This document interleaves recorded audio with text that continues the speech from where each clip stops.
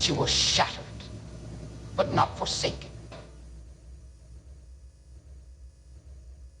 It doesn't glow with glory. She cracked. She fell. She wept when no one was watching, and she bled in places the world never cared to bandage. But here's the miracle. They thought breaking her would end her. They thought if they could just silence her, shame her, strip her of dignity, the story would be over. But God doesn't write endings the way people do. Kathryn never pretended it didn't hurt. She didn't fake perfection. She was honest about her heartbreak, raw about her failures, open about the cracks in her armor. And yet, that honesty became her offering. She gave God not a polished version of herself, but the wreckage and the parts that didn't make sense, the unanswered questions, the aching loneliness. And that's what made her dangerous to darkness, because she didn't wait until she was whole to serve. She served through the tears, through the nights when sleep wouldn't come, through the betrayal, through the silence. She served when it hurt the most. There's a kind of beauty that's only birthed in ashes. There's a kind of faith that only blooms when everything else has been burned away. Kathryn carried that kind of faith. And it wasn't loud.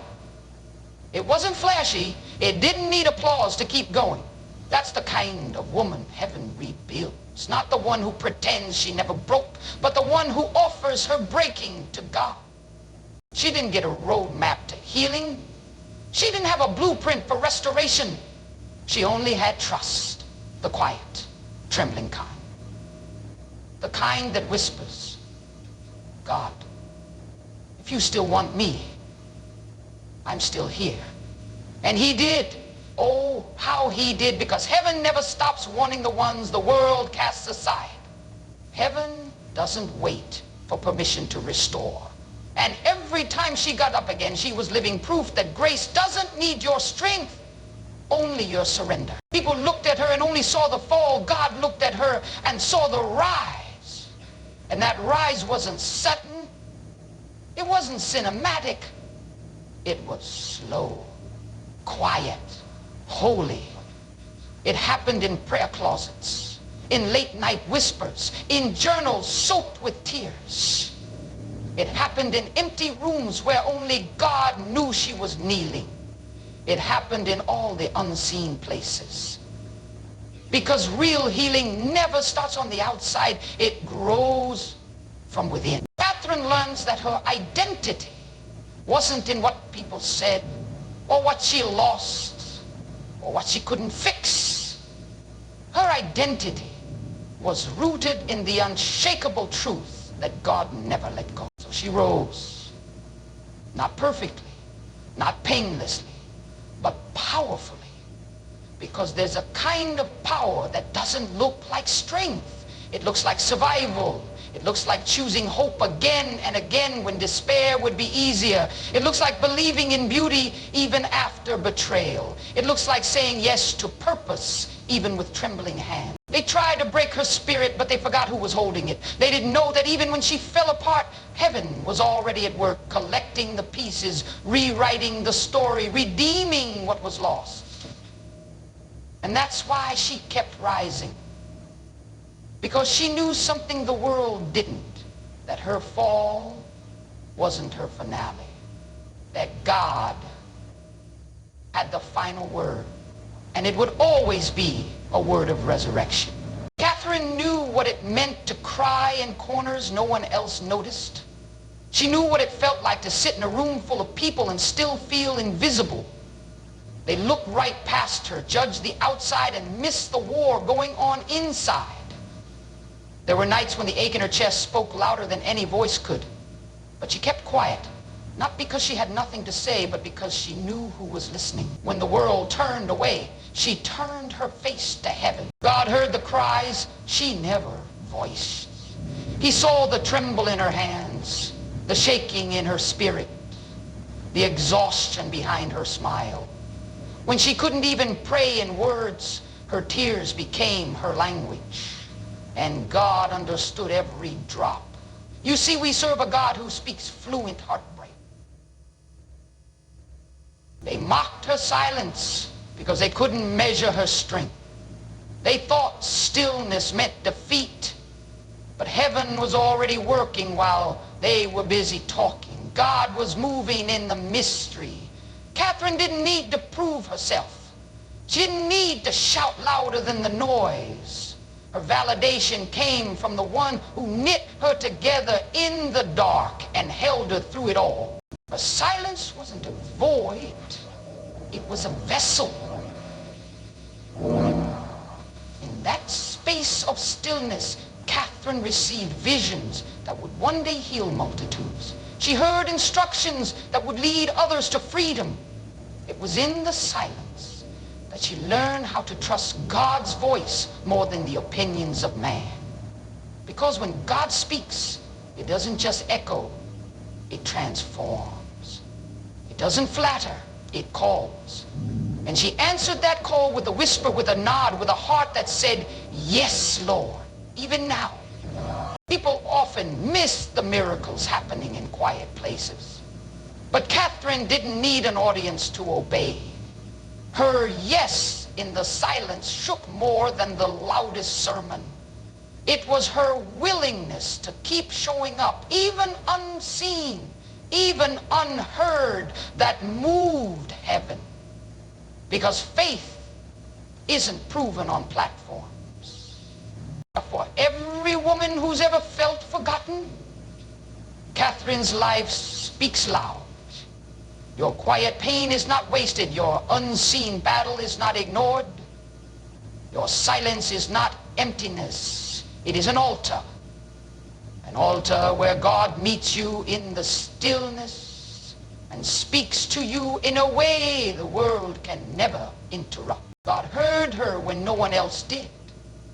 He held her when no one else noticed. He responded to her wordless prayers and answered with promises no man could break. That's the kind of God she served.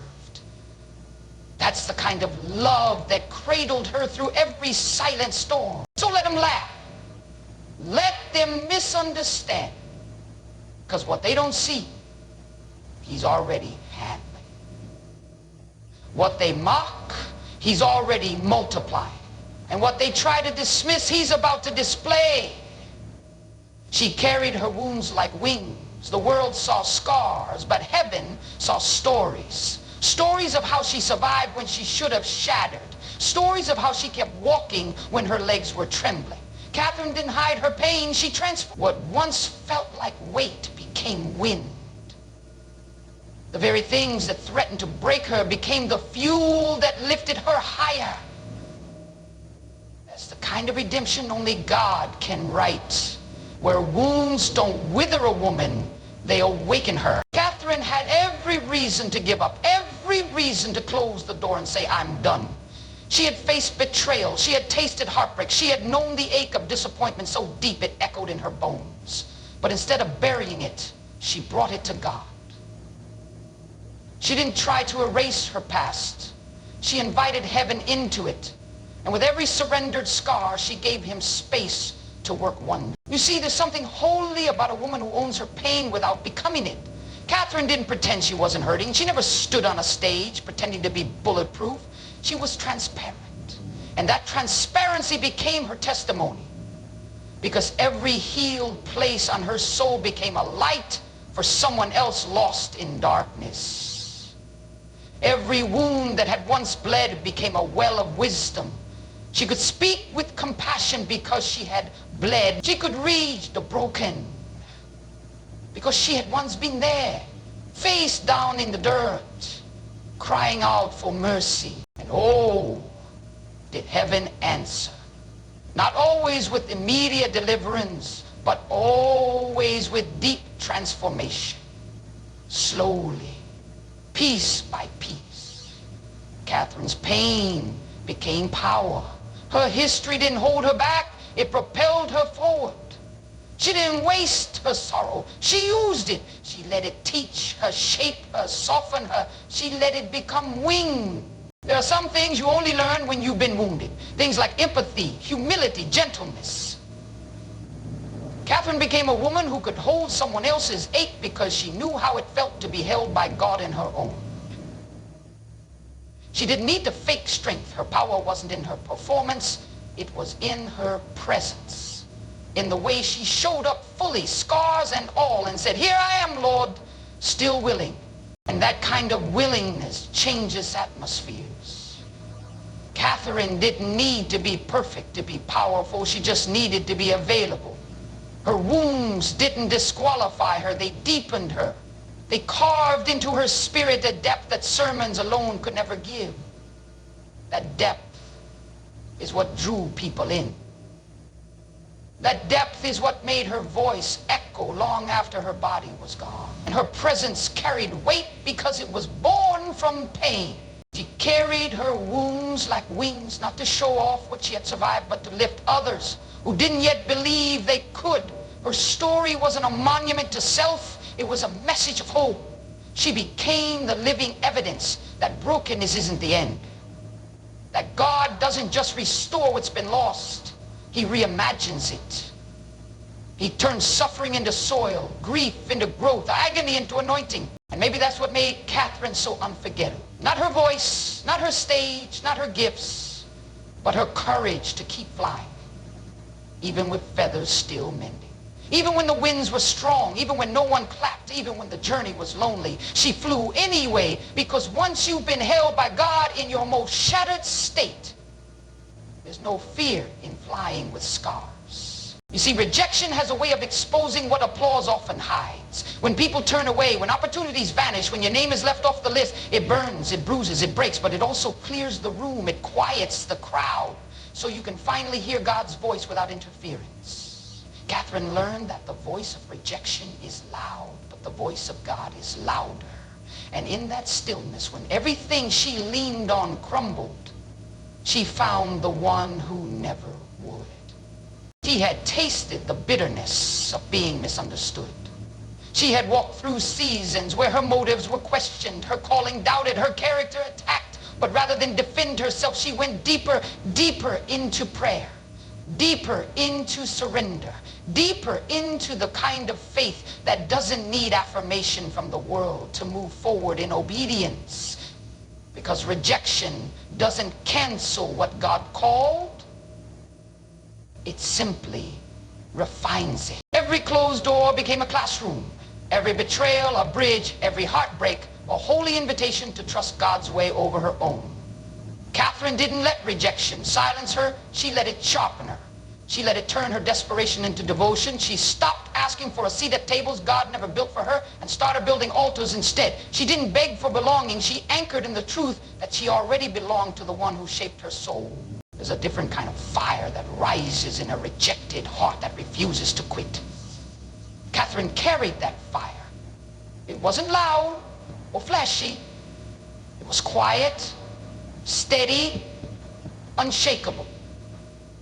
It was the fire of someone who's been overlooked and still shows up with love. Someone who's been pushed aside and still prays for the ones who did it. Someone who's been counted out and still believes in miracles. And here's the part the world never saw coming. The rejection they thought would ruin her became the very place where God rebuilt her. Not to impress, not to prove, but to become. To become the vessel that carried his glory. To become the voice that comforted the forgotten. To become the woman who wasn't afraid of no, because she had already been told yes by the King of Kings. Kathryn didn't wear rejection like a badge of shame. She wore it like armor. Not hard and bitter, but soft and sure. She had nothing to prove, only something to pour. Her story became the kind that whispers to other women, you're not disqualified. You're being designed. Trust the hands that are carving you, because rejection doesn't mean you're not enough.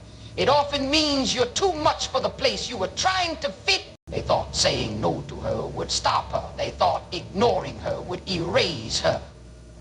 But all it did was push her into deeper intimacy with God. All it did was drive. So if you've been rejected, you're in good company. Kathryn's life is a mirror for every woman who's been passed over, every heart that's been broken by silence, every dream that's been delayed by doubt. Her journey reminds us that rejection isn't the end of the story. It's the birthplace of the real one.